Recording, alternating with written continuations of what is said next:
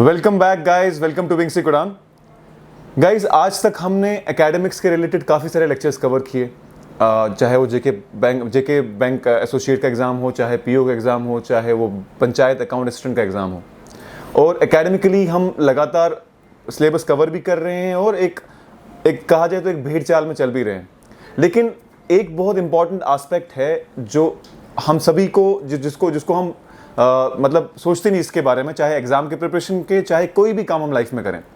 बहुत important aspect हम हमेशा नेग्लेक्ट करते हैं। उसका रीज़न शायद ये है कि हमारे यहाँ के हेल्थ केयर सेक्टर में उसको उतना ज़्यादा इंपॉर्टेंस नहीं दिया जाता था, जो कि है हमारा मेंटल हेल्थ। और जैसा कि आप जानते हैं कि अभी ये बात भी प्रूव हो गई है कि आपका पैसा या फिर आपकी सक्सेस ही सब कुछ नहीं है। आप देखें बॉलीवुड में कितने सारे केसेस आए जिसमें पैसा सक्सेस होने के बावजूद भी कई सारे लोगों ने सुसाइड कमिट किया। ये बात तो तय हो जाती है कि सिर्फ पैसा सक्सेस ही सब कुछ नहीं है, मेंटल हेल्थ कुछ और चीज़ों से रिलेटेड है। और इसीलिए हमने सोचा कि हमें अपनी लेक्चर सीरीज़ के साथ साथ जहां हम स्टूडेंट्स को प्रिपेयर करवा रहे हैं एकेडमिकली, हमें उनको मेंटली भी प्रिपेयर करना है। और इसीलिए हमने रिक्वेस्ट की डॉक्टर शहनाज भट्ट से, जो कि जम्मू में ड्रग डी एडिक्शन सेंटर के इंचार्ज हैं और एक मेंटल हेल्थ प्रोफेशनल हैं। इनसे हमने रिक्वेस्ट की कि हम इनके पास आएँ और जानें कि एक्चुअल माने में स्ट्रेस क्या है, कैसे होता है। हम सब शायद अपने घरों में बैठ के जानते हैं कि यार इसकी क्या ज़रूरत है, हमको तो पता है कब हम स्ट्रेस्ड हैं, कब परेशान हैं। लेकिन आज हम इसी बारे में बात करेंगे कि हमें कैसे पता चले कि हम स्ट्रेस्ड हैं कि नहीं हैं, डिप्रेशन में तो नहीं हैं। इस बारे में आज हम बात करने आए हैं डॉक्टर शहनाज भट्ट से। Thank you so much ma'am for your time.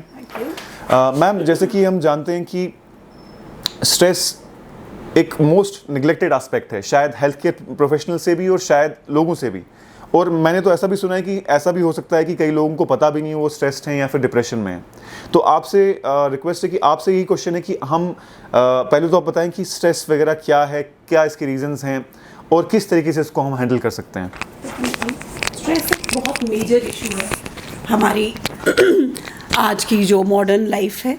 हर इंसान स्ट्रेस में है, चाहे वो छोटे बच्चे एज ए स्टूडेंट हो, हमारे ओल्ड एज ग्रुप के लोग हों या हमारे यंगस्टर्स हों। कोई करियर की वजह से स्ट्रेस्ड है, कोई अपनी एजुकेशन में फेलियर की वजह से स्ट्रेस है और कोई लोनलीनेस की वजह से। अभी presently for the last 6 months जो सिनेरियो है हमारा कोविड-19 का, इसमें हमारे स्ट्रेस लेवल्स इतने ज़्यादा बढ़ चुके हैं और जिसके बहुत सारे रीजंस हैं। इसमें अनसर्टेनिटी है बहुत ज़्यादा, आपकी हेल्थ की, आपकी लाइफ की और इवन आपके जॉब्स की। जो प्राइवेट सेक्टर में हैं उनके जॉब्स की अनसर्टेनिटी है, उनके हेल्थ तो नहीं, वहाँ पे जॉब की अनसर्टेनिटी है। आपका करियर, स्टूडेंट्स जो आने वाले एग्ज़ाम्स के लिए बहुत टाइम से बहुत मेहनत कर रहे थे, या तो एग्ज़ाम्स पोस्टपोन हो गए या उनके बारे में कुछ भी क्लैरिटी नहीं है कि कब वो नेक्स्ट होंगे। उसके बाद थ्रेट है, थ्रेट आपकी हेल्थ, आपका डिज़ीज़, ये सारी तरह की थ्रेट्स। लॉसेस हैं, हमारे प्राइवेट सेक्टर के बहुत से लोग अपनी जॉब्स गंवा चुके हैं। हमारी बहुत से जो ये हमारे मतलब बहुत से इंडस्ट्रियलिस्ट हैं, उनका काम बहुत नीचे आ गया है। हमारे बहुत से लोग जो बहुत जिनका बहुत ज़्यादा टर्नओवर है, उनका भी बहुत से प्रॉब्लम्स आ गए। उसके बाद फेयर है, fear of death, fear of disease. इन सारी चीज़ों के अलावा जो लोग हमारे बच्चे हैं, जो हमारे स्टूडेंट्स हैं, जो घरों में हैं, जिनका कोई रूटीन नहीं है, जो अपना सारा काम ऑनलाइन कर रहे हैं, वो एक बहुत मेजर स्ट्रेस है क्योंकि स्क्रीन टाइम इतना ज़्यादा है और इन इटसेल्फ ये एक बहुत ज़्यादा स्ट्रेस है। इसके अलावा जो हमारे बच्चे हैं या हमारे जो यंगस्टर्स हैं, क्योंकि एक शेड्यूल टाइम नहीं है, एक शेड्यूल्ड एक्टिविटी नहीं है, जिसकी वजह से क्या है, आपके सोने की कोई स्पेसिफिक टाइमिंग नहीं है, आपके उठने की टाइमिंग नहीं, तो एक रूटीन डे नहीं है। कोई इंसान 11 बजे ब्रेकफास्ट कर रहा है, कोई 12 बजे कर रहा है, आप रात को एक बार 2 बजे सो रहे हैं। तो ये सारी चीज़ें आपको बहुत स्ट्रेस देती हैं। हमारे वो स्टूडेंट्स जो घरों में हैं, जिनको बिल्कुल भी टाइम नहीं है बाहर जाने का, उनका सैचुरेशन लेवल आ गया है।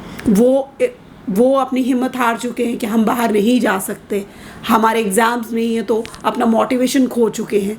तो मैं उन सारे स्टूडेंट्स को एड्रेस करूँगी कि अगर आपकी ऐसी सिचुएशन है जहाँ पे आपके पास कोई क्लियर कट लाइंस नहीं है कि हमें कब एग्ज़ाम में अपेयर होना है, तो ऐसा कीजिए, अपना डे एक शेड्यूल बनाइए, आपकी रूटीन्स रखिए, आपका there should be a time table कि मुझे कितने घंटे पढ़ना है, and there should be some time for the fun also. ऐसा नहीं कि आप 24/7 लगे हैं जस्ट आपकी नींद के कुछ आवर्स छोड़ के। तो आपके पास टाइम होना चाहिए for some fun, for some activities, आपकी हॉबीज़ के लिए, और देयर आपके लिए ब्रेक्स होने चाहिए इन बिटवीन, आपकी पढ़ाई के कुछ ब्रेक्स होने चाहिए ताकि आप अपना मोटिवेशन लूज़ ना करें। जी हाँ मैम, एक और चीज़ ये है कि हमारे स्टूडेंट्स जब से आर्टिकल 370 हटा है तब से कहीं ना कहीं एग्ज़ाम्स लगातार डिले हो रहे हैं। जो लोग ग्रेजुएट्स 2017-18 के ग्रेजुएट्स, 19 के ग्रेजुएट्स जो हैं, जो लोगों को लगा था कि अब वो जॉब्स के लिए अप्लाई करेंगे, शायद प्रिपेयर भी कर रहे थे 1 साल से, ये वो सब लोग हैं जो लोग एक्सपेक्ट करके चल रहे थे कि 2020 तक शायद इनकी जॉब लग जाएगी और 2021 तक ये सेटल हो जाएंगे।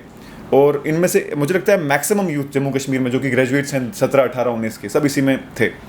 अब ये लगातार बार बार कभी एक एग्ज़ाम में फेलियर हो सकता है, या फिर कभी एग्ज़ाम ही डिले हो रहे हैं, कभी एग्ज़ाम हो रहा है तो वो क्वाश हो रहा है। जैसे कि 2016 का केस था, वो एक बार ही हुआ, फिर वो क्वाश किया हाई कोर्ट ने, फिर दोबारा हुआ, फिर से उसमें केसेस चले, एक एग्ज़ाम पूरे 2-3 साल तक खींचता रहा। इसकी वजह से जो अनसर्टेनिटीज़ हैं, क्या ऐसा हो सकता है कि इन अनसर्टेनिटीज़ की वजह से हमें पता भी नहीं है और कई सारे लोग इसकी वजह से डिप्रेशन में भी आ चुके हैं? और साथ में क्वेश्चन, इसके साथ में एडिशन क्वेश्चन ये है कि अगर कोई लगातार फेलियर के बाद कैसे पता चले उसको कि वो डिप्रेशन में है या परेशानी में है, और अगर है तो कैसे इंश्योर करे कि वो इस चीज़ से बाहर आ सके और इसके लिए हेल्प जो है ले सके वो? देखिए, जैसे कि हमने बात की कि स्ट्रेस हमारी ज़िंदगी का पार्ट एंड पार्सल है और हम सब लोग स्ट्रेस्ड हैं।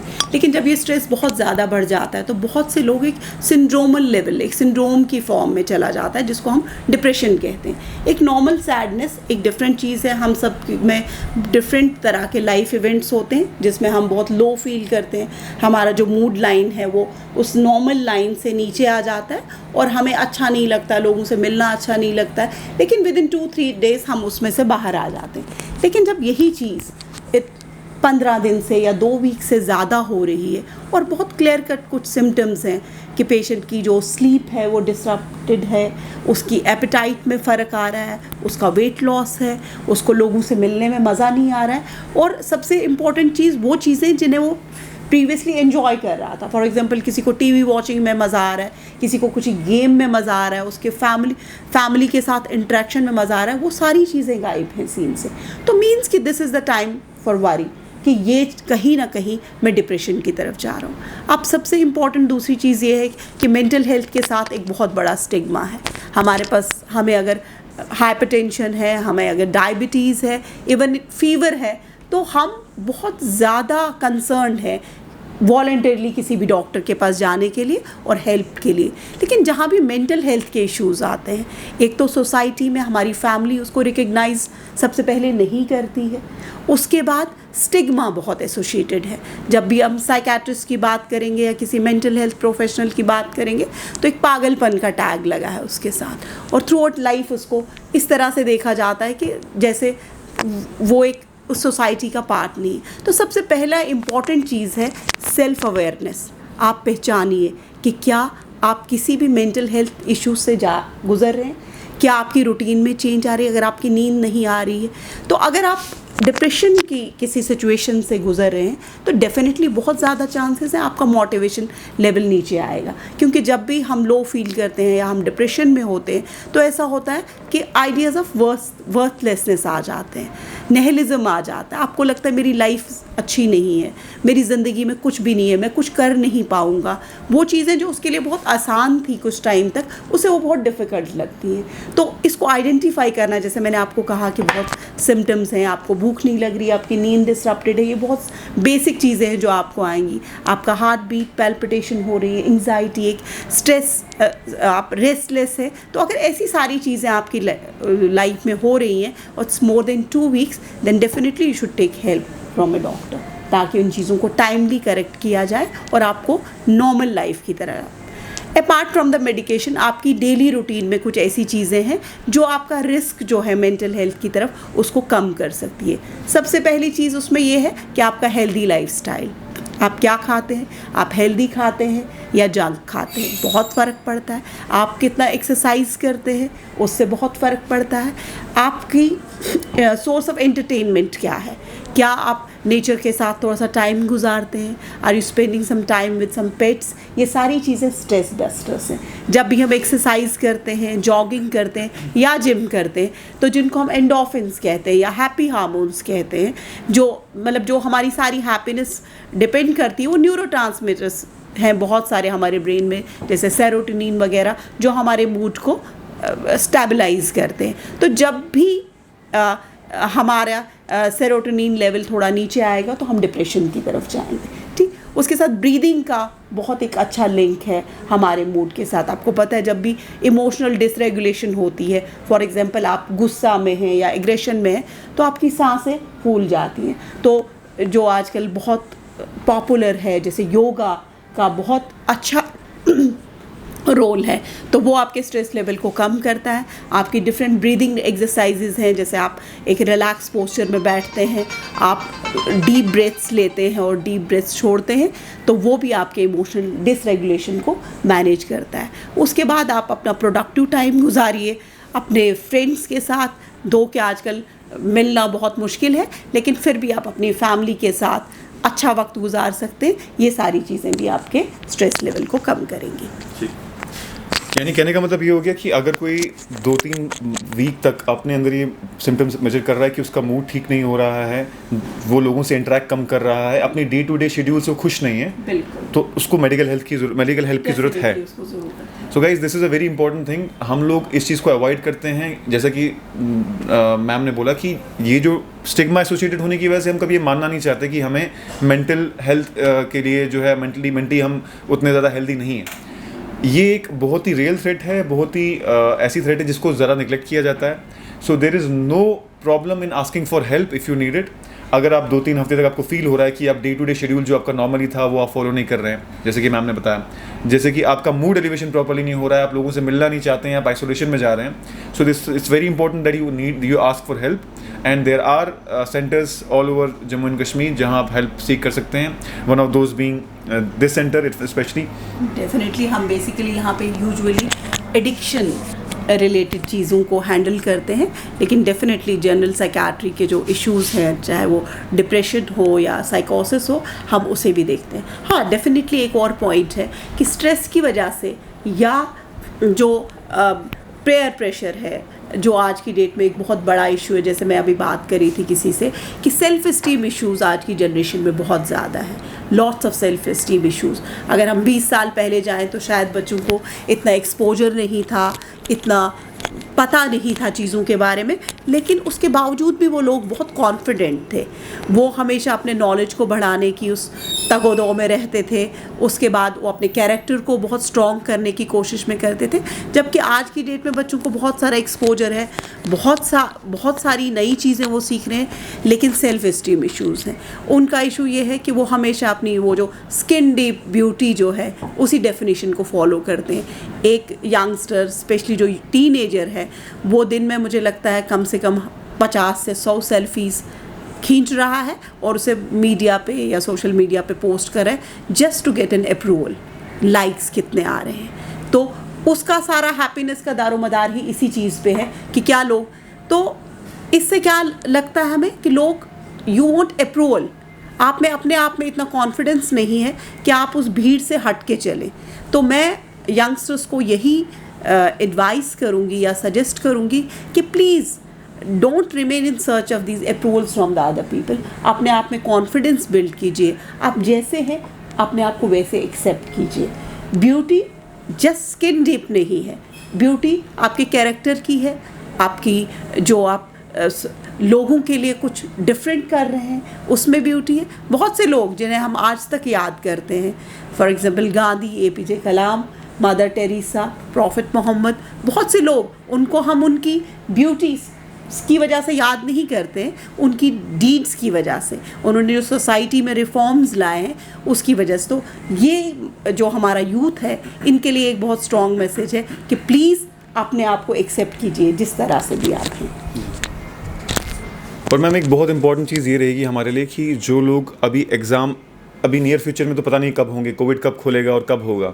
इसकी जैसे अगर एक डेडलाइन आपके दिमाग में है कि 3 महीने बाद एग्जाम है, तो मेरी मोटिवेशन लेवल बहुत हाई होती है। लेकिन अब कोई डेडलाइन ही नहीं है, ना तो ये पता है कि इस साल खुलेगा भी कि नहीं खुलेगा, एक साल एग्जाम होगा भी कि नहीं होगा। नोटिफिकेशंस आती हैं बट एग्जाम की कोई फिक्स डेट नहीं आती, और 3, 4, 5, 10 महीने भी लग सकते हैं इस चीज़ में। अब इस केस में कैसे इंश्योर किया जाए कि हम मोटिवेशन बराबर रखें, प्रोडक्टिविटी को बढ़ाएं और अपने इस टाइम को, जो कि कोविड की वजह से हमें मिला है, उसको बहुत प्रोडक्टिवली इस्तेमाल कर सकें। देखिए डेफिनेटली कि जब डेडलाइंस नहीं होती तो हमारे लिए या तो हम बहुत रिलैक्स हो जाते हैं या हम स्ट्रेस में आ जाते हैं। तो इसका सबसे बेस्ट वही है कि एक शेड्यूल बनाइए अपने डे का, जिसमें आपके पास कुछ घंटे पढ़ाई के हों, कुछ घंटे रिलैक्सेशन के लिए हो, और कुछ वैसी चीज़ें जो आप करना चाहते थे आज तक लेकिन टाइम कंस्ट्रेंट की वजह से नहीं कर पाए। ठीक है, अगर आप अब 24 आवर्स में से 8 घंटे निकालने के बाद 10 से 12 घंटे बुक्स पे हैं और वो भी विदाउट किसी डेडलाइंस के, तो डेफिनेटली आप बहुत जल्द बर्न आउट फील करेंगे, आप छोड़ देंगे, आपका मोटिवेशन लेवल बहुत नीचे आ जाएगा। तो प्लीज़ स्प्लिट कीजिए अपने दिन को अलग अलग चीज़ों के लिए।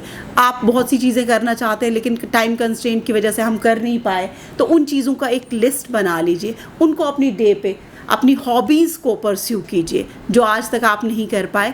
तो एक मिक्स टाइम टेबल होना चाहिए जिसमें आपकी पढ़ाई के लिए भी कुछ घंटे हो, आपकी रिलैक्सेशन के लिए भी कुछ घंटे हो, कुछ स्किल्स। देखिए जैसे आपने देखा होगा कोविड-19 में इतने सारे लोगों ने ट्राई किया किचन में जाना, और लोगों के कुकिंग स्किल्स इतने बढ़ गए क्योंकि बहुत ज़्यादा लेजर टाइम है। यूजुअली आप रेस्टोरेंट जाते थे, अब नहीं जा रहे, आप घर में हैं, तो कुछ नया ट्राई कीजिए। पढ़ाई के अलावा कुछ अच्छी चीज़ें, प्रोडक्टिव चीज़ें, अच्छी किताबें पढ़िए जो आपकी मोटिवेशन को एनहांस रखें। एक्सरसाइज कीजिए, घरों के अंदर अपना वॉक कीजिए, कुछ गार्डनिंग में टाइम कीजिए, क्योंकि रिसर्च कहती है कि जब हम नेचर के साथ टाइम स्पेंड करते हैं तो हमारे स्ट्रेस लेवल्स कम होते हैं।